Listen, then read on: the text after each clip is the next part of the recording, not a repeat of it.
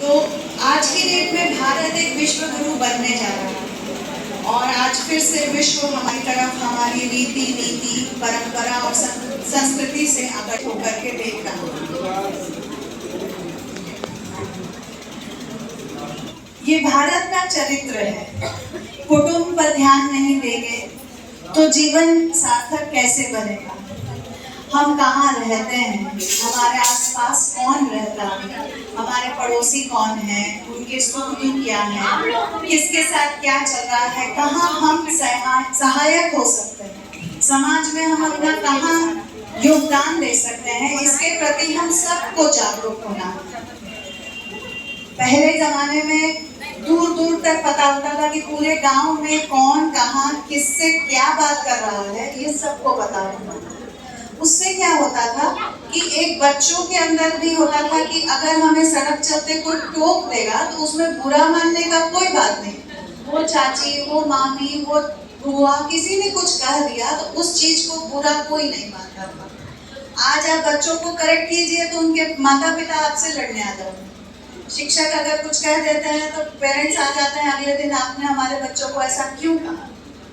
तो एक परिवार, एक संयुक्त परिवार जो वसुधैव कुटुंबकम का भारत का ध्येय रहा है कि पूरा विश्व एक परिवार है। तो अगर हम सब मिलकर के एक साथ फिर हो जाएंगे तो हमारी ताकत को चैलेंज कोई नहीं कर सकता। आज की डेट में हमारे बच्चे हमसे सवाल पूछते हैं तो हम उनको झिड़क देते हैं। क्यों? क्योंकि हमें ही जवाब नहीं पता। जैसे कि हमसे पूछा जाता है, अगर हम बच्चों को कहते हैं कि इस दिन बाल नहीं धोना है, शाम में नाखून नहीं काटना है, ये मत कीजिए, वो मत कीजिए, उसको जवाब देने की क्षमता भी हमारे अंदर होनी चाहिए। शिक्षित करना हमारा काम है, सिर्फ रोक टोक से काम नहीं चलेगा। अगर हम सिखाएंगे नहीं तो बच्चों को, नई पीढ़ी को देंगे क्या। हमें जो हमारी माताओं ने सिखाया, हमारे बड़ों ने सिखाया, उसे हमें अगली पीढ़ी को देने की एक बहुत बड़ी जिम्मेदारी। सामूहिक परिवार या कहिए संयुक्त परिवार क्या है। संयुक्त परिवार मतलब कई पीढ़ी के लोग एक साथ एक छत के नीचे रहते हैं, सभी संसाधनों का मिल के उपयोग करते हैं, एक दूसरे के सुख में, दुख में, जरूरत में, चाहे वो आर्थिक हो, मानसिक हो, या कोई त्योहार है, कोई किसी का जन्मदिन है घर में, उसको सब मिल के मनाते हैं। तो एक के लिए सब, सब के लिए एक, उसको हमें लेके चलना। यदि हम मिल के चलेंगे तो हम एकत्रित रहेंगे। अगर हम एकता में जो शक्ति है, बिखर गए हैं आजकल के परिवार, तो कुटुंब प्रबोधन का मूल है कि परिवार को एक बनाना है। जो परिवार बिखर गए हैं आधुनिकता की भीड़ में, आधुनिकता में एकल परिवार होते जा रहे हैं। एकल परिवार में यदि माता की तबीयत खराब है तो खाना कौन बनाएगा, यही एक प्रश्न हो जाता है। बच्चों को स्कूल कैसे भेजेंगे। यदि अगर हम संयुक्त परिवार में हो तो कोई एक अगर नहीं भी स्वस्थ है तो उसका रोल दूसरे लोग निभा लेते हैं, घर चल जाता है, पता भी नहीं चलता। तो यही एक चीज है जो हमें अपने बच्चों को सिखाना है। ये कैसे सिखाइए?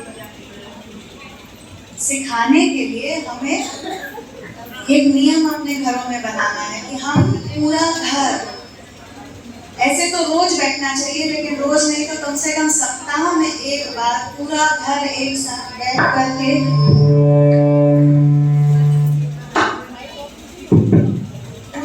एक साथ बैठ के भोजन करें।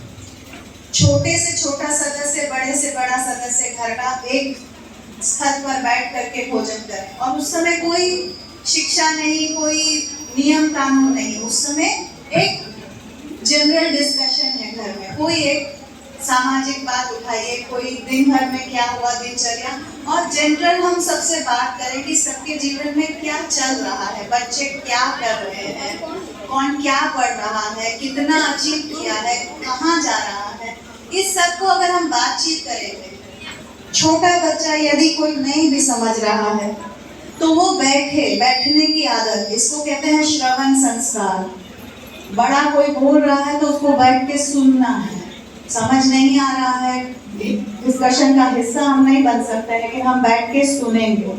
तो श्रवण संस्कार पड़ेगा, अच्छी बातें बोलना है बच्चों को, बताना है कि पुरानी कहानियां सुनानी है कि हमारे घर में ऐसे होता था, चाचा ये करते थे, हमारे पिताजी ये करते थे। जब ये कहानियां सुनाएंगे या कोई शिक्षाप्रद कहानी सुनाएंगे, कोई रामायण महाभारत का कुछ हिस्सा लेके सुनाएंगे, तो उससे उस समय की हुई बातें सीधा मन में उतरती हैं।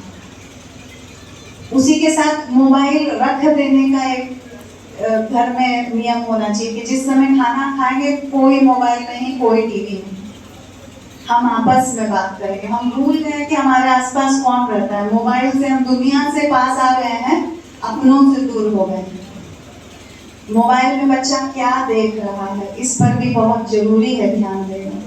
बच्चे से पासवर्ड रखते हैं, क्या देख रहे हैं जी, हम देख रहे हैं, तुमको क्या है लेना मम्मी, लेकिन ये नहीं होना चाहिए।